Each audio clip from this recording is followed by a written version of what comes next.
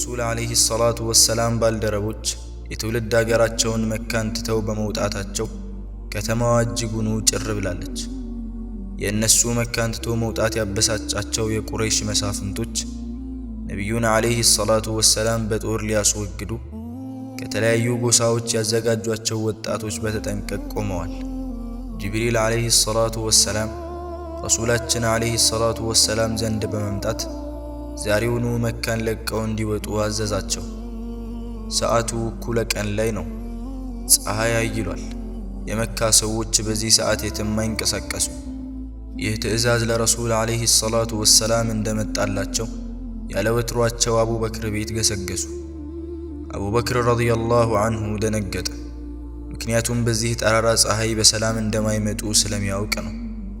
በስስት የዓይኑን ማረፊያ እየተመለከታቸው ያ ረሱላላህ በሰላም ነው በዚህ ሰዓት የመጡት አላቸው። እሳቸውም እቤት ውስጥ ያለውን ሰው ሁሉ አስወጣ አሉት።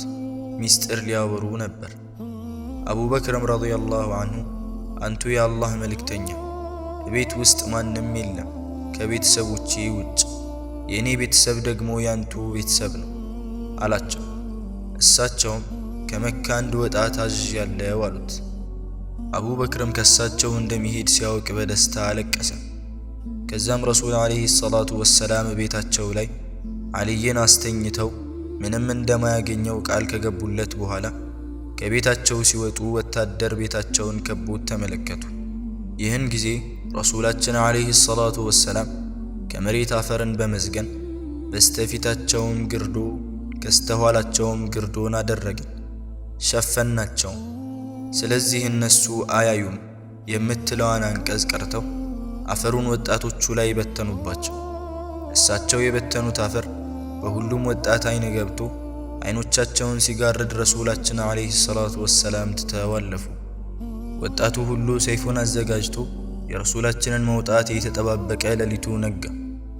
ድንገት ዘው ብለው ሲገቡ በረሱል ቦታ ላይ ዓሊይን ተኝቶ አገኙት። በጣም ተበሳጩ። ወዲያውኑ በመበተን ረሱልን ወደ መዲና ወደሚወስደው መንገድም ሲገሰግሱ ሄዱ። ቁረይሾች ለፍለጋ የመዲናን መንገድ በሙሉ እንደሚያስሱት የተረዱት ነቢዩም ከባልደረባቸው ጋር በመካ ዙሪያ ላይ ወዳለ አንድ ዋሻ ውስጥ ለመከለል ሄዱ። ዋሻው በጣም ያስፈራል። በእባቦች በጊንጦችና በተባዮች ተሞልቷል። አቡበክር የዓይኑ ማረፊያ የሆኑትን ነቢይ በር ላይ እንዲቆሙ በማድረግ ወደ ዋሻው ዘልቆ ገባ። ዋሻው ውስጥ ሲገባ ስፍር ቁጥር የሌለው የእባቦችን ቀዳዳ ተመለከተ። በልብሶቹ ቀዳዳዎቹን በሙሉ ከሸፈነ በኋላ አንዲት የእባብ ቀዳዳ ስትቀር ረሱልን ክፉ እንዳያገኛቸው አቡበክር በእጁ ሸፍኖ ረሱልን ግቡ አላቸው። ረሱልም ገብተው የድካም ስሜት ስለተሰማቸው በአቡበክር ታፋ ላይ ራሳቸውን በማሳረፍ ተኙ። አቡበክር ግን አሁንም እጁን በቀዳዳው ላይ እንደለጠፈው ነው ያለው። እንቅልፍ ወስዷቸው ድካም ያዘለውን ሰውነታቸው አሳርፈው በሞቀ እንቅልፍ ውስጥ ሳሉ ድንገት ፊታቸው ላይ ውሃ ነገር ጠብ ጠብ ይል ጀመር። ረሱል ዓለይሂ ሰላቱ ወሰላም ብንን ብለው ሲነሱ አቡበክር እጁ በግድግዳ ተለጥፏል። አይኑ እንባ እያዘነበ ነው። ረሱልም ምን ሆነሃል ያ አባበክር ሲሉት እርሶን እባብ እንዳያገኝብኝ ቀዳዳዎችን ሁሉ ደፍኜ አንድ ቀዳዳ ስትቀር መድፈኛ ስላጣው በእጄ ሸፈንኳት። እርሶ ከተኙ በኋላም እባብ ከውስጥ ወጥቶ ደፈነኝ። ህመሙን መቋቋም ሲያቅተኝ እርሶን ከምረብሽ እጄን እዛው ደፍኜ ማንባት ጀመርኩኝ አላቸው። ረሱልም የጓደኛቸውን እጅ በመያዝ ሩቅያ ከቀሩለት በኋላ ትፍ ትፍ ሲሉለት እጁ እንደነበረ ሆነ። የረሱል ማምለጥ እንደ እሳት ያንገበገባቸው ቁረይሾች የመካ በረሃን ሙሉ ለሙሉ አፋልገው ካጡ በኋላ ተስፋ ቆርጠው ከተማ ላይ ተሰብስበዋል። በመጨረሻም ህዝቡን በካዕባ ዙሪያ በመጥራት ሙሐመድን ገሎም ሆነ በህይወት ያመጣው ሰው 100 ግመል ሽልማት አለው ብለው አስተላለፉ። ህዝቦቹም በፈረስ መካን ትተው ወደ በረሃ ሙሐመድን ፍለጋ ዘመቱ። የቁረይሾች ፍለጋ እስካሁን ያበቃል ብለው የገመቱትም ረሱል ባልደረባቸውን ይዘው ከዋሻ በመውጣት በረሃውን እያቆራረጡ ጉዞ ወደ መዲና ጀመሩ። ድባቡ ያስፈራል። አቡበክር አንድ ጠላት ረሱልን እንዳያገኛቸው ሰግቶ አንዴ ወደ ጎን አንዴ ወደ ኋላ አንዴ ወደፊት እየተመለከተ ይጓዛል። እጅጉኑ በፍርሃት ተውጦ ነበር። ረሱላችን ግን ቁርአን በመቅራት በዚያ ድምጻቸው የበረሃውን ድባብ ቀይረውት ፍጹም በተረጋጋ መንፈስ ውስጥ ሆነው እየተጓዙ ነው። አቡበክር አሁንም ምንም መረጋጋት አይታይበትም።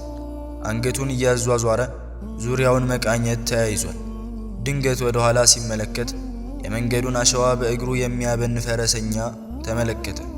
በፍርሃት ራሱን መቆጣጠር አቃተው። ረሱልን ለመበቀል የሚመጡ ቁረይሾች መሆናቸውንም ገምቷል። ፈረሰኛውም እየተቃረበ ሲመጣ ሱራቃ የተባለ ሰው መሆኑን አወቁ። ሱራቃ እነሱን ሲመለከታቸው የ100 ግመል ትዝ ብሎት ፈረሱን ሲሸመጥጥ የፈረሱን እግር መሬቷ ያዘችው። ድጋሚ እንደመመለስ ብሎ ሲጋልብ ዳግም መሬቷ ያዘችው። ያን ጊዜ ይሄ ፈረሰኛ ረሱልን የሚጠብቅ ኃያል ጌታ እንዳለ በመረዳት እሳቸው ዘንድ በመሄድ ስንት ልስጣችሁ አላቸው። እሳቸውም እኛ ስንቅ አንፈልግም፣ ግን ስለኛ ለማንም ወሬ ደብቀህ ወደ መካ ተመለስ ብለውት ቃል ኪዳንን ገብተውለት ሸኙት። የረሱልን ከመካ መንቀሳቀስ ያወቁት የመዲና ነዋሪያን ቀን በቀን የመዲና መግቢያ ላይ ፀሐይ እስኪበላቸው ድረስ ያን ተናፋቂ ነቢይ ሲጠባበቁ ይውሉና ሲመሽ ወደ ቤት ይመለሳሉ። በወርሃ ረቢዑል አወል በ12ኛው ቀን የመዲና ሰዎች እንደ ወትሯቸው በናፍቆት ያን የሚያንገበግባቸው ነቢይ ሲጠባበቁ ውለው ፀሐዩን መቋቋም ሲያቅታቸው ሁሉም ወደ የቤታቸው ተበተኑ። በዚህ ሁኔታ ነበር እንግዲህ አንድ የሁዲ የቴምር ዛፍ ላይ ሳለ ከርቀት ረሱልን በመመልከት የመዲና ሰዎች ሆይ የምትጠብቁት ነቢይ ያውላችሁ ብሎ ሲጣራ የከተማው ሕዝብ ተገልብጦ ወጣ። አው በሳቸው ናፍቆት ቤቱ ያስጠላው ሰው ሁላ ሊቀበላቸው ወደ እሳቸው ሮጠ።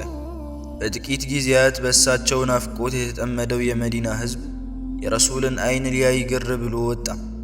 ልክ ረሱል ከተማዋን ሲረግጡ የከተማዋ ሴቶች طلع البدر علينا من ثنيات الوداع وجب الشكر علينا ما دعا لله داع أيها المبعوث فينا جئت بالأمر المطاع جئت شرفت المدينة مرحبا يا خير داع እያሉ ተቀበሏቸው። ከተማዋ እጅጉኑ ተናውጣለች። ሁሉም በማያውቀው አይነት የደስታ ስሜት ተውጦ ያን እንቁ ነቢይ ለማየት ይተራመሳል። ሕፃናት ልጆች በዚያ ግፊያ በዚያ ትርምስ ውስጥ ረሱል ካሉበት ግመል ስር እየተከተሉ አንቱ የአላህ መልእክተኛ፣ አንቱ ሙሐመድ እያሉ ይጣራሉ። ረሱል ጉዞአቸውን ቀጥለዋል። ሁሉም ሰው ያ ረሱላላህ እኔ ቤት ይግቡ፣ እኔ ቤት ይሻሎታል እያለ ይጮሃል። በሰዎች ደጅ ባለፉ ቁጥር የቤቱ ሰው የግመሏን ልጓም እየያዘ ያ ረሱላላህ እኔ ቤት ግቡ እያሉ ማለፍ ከለከሏቸው።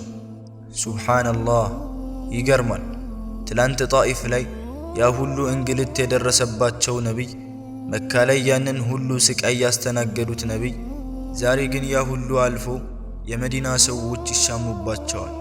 በመጨረሻም ረሱላችን አለይሂ ሰላቱ ወሰላም ግመሏን ልቀቋት፣ ወደ ታዘዘችበት ነው የምትሄደው አሉ።